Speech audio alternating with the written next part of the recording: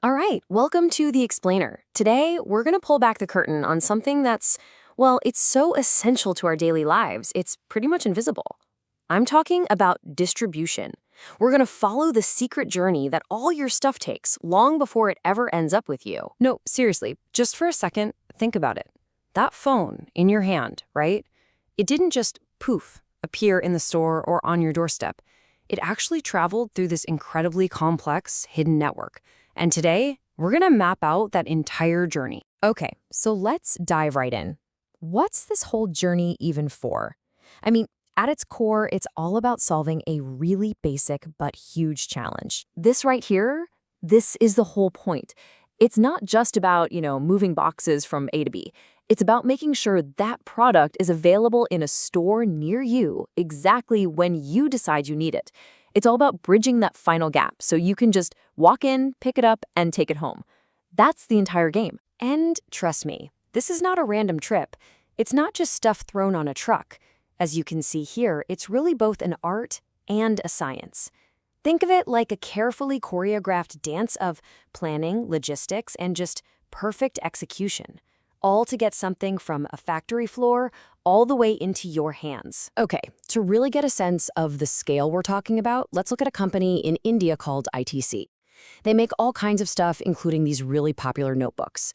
Now, to get those notebooks to students all across the country, they had to build a distribution network that reaches, get this, 4.3 million stores. I mean, just try to wrap your head around that number. That is a massive, incredibly coordinated effort. So how in the world does a company even begin to create a path to reach millions of people? Well, the answer is they built something called a distribution channel. I want you to just imagine for a second a world with no channels. A soap maker, a farmer, a toothpaste company, they'd all have to find you directly. And you'd have to find each and every one of them. It would be absolute, total chaos for everyone involved. But here's the beautifully simple but incredibly powerful solution.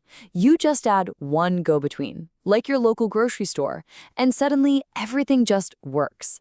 The producers can send all their stuff to that one central place, and you only have to go to that one spot to get everything you need. These channels are what create order out of all that potential chaos. Now, these channels pretty much fall into two main buckets. First up, you've got the direct channel. This is when a company, like Dell Computers, for example, or a lot of these online brands, just cuts out the middleman and sells straight to you. But then you have the indirect channel, which is way, way more common. This is when your stuff passes through one or more sets of hands before it gets to you. Think about pretty much anything you buy at a supermarket. Okay, so when we talk about these indirect channels, who are these middlemen or helpers? Let's meet the two most important players in this whole game. Right, so you've got the wholesaler and the retailer. A wholesaler, they're the ones who buy in massive, and I mean massive, bulk, directly from the factory. They don't sell to us, they sell to other businesses. The retailer, on the other hand, that's who you know. They're the ones buying in smaller batches from the wholesaler and then setting up a shop, whether it's a real store or an online one, to sell directly to us, the people who actually use the product. And that final link in the chain, the retailer, comes in all shapes and sizes. I mean, just think about your own life. Department stores, supermarkets, online giants like Amazon, even your local McDonald's. They're all retailers. Every single one of them is playing a slightly different part in this big puzzle of getting products to you. Now, this is super important. A company doesn't just wake up one day and randomly pick a channel or some middlemen. Nope. The path a product takes is the result of a very deliberate, very calculated strategy. Generally, companies pick from one of three main playbooks. First, you've got the intensive strategy. The goal here is simple: be everywhere. Think about stuff like chewing gum or chips. You can find them in gas stations, supermarkets, corner stores, you name it. Then there's the selective strategy. Here, a company chooses to be only in the right places. This is for things like high-end makeup or fancy TVs, right? They're only sold in certain stores that match the brand's image. And finally, you have the exclusive strategy. Here, the whole point is to be rare. A luxury car brand like Rolls-Royce might only have one or two dealers in an entire country just to keep that super exclusive feel. So, how does a company actually choose which path to take? Well, they've got to weigh a ton of different things.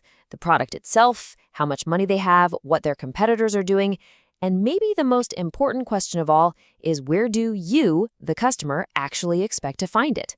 All of those pieces of the puzzle get put together to form one single strategy. Okay, so this entire system we've been talking about, a system that's been built up over literally centuries, it's now being completely shaken up. So let's take a look at what's coming next. Technology, of course, is the huge game changer. You've got tools like blockchain that can create this permanent, super transparent record, tracking a product from the factory right to your front door. And it's not just about tracking. Advanced software, for example, can use AI to predict what you're going to buy and move products into the right warehouses before you even click that buy button. It's making the whole journey smarter, faster, and more efficient. And all of this kind of brings us to a final big question. For centuries, right, the power belonged to whoever controlled the physical journey of all this stuff. But now that journey is becoming digital, automated, and we can get almost anything we want delivered in hours, it really makes you wonder, who holds the power now? Is it the giant online marketplaces, the lightning-fast delivery companies, the people who analyze all the data? The secret journey of your stuff is getting shorter and smarter. And believe me, the map is being completely redrawn right in front of us.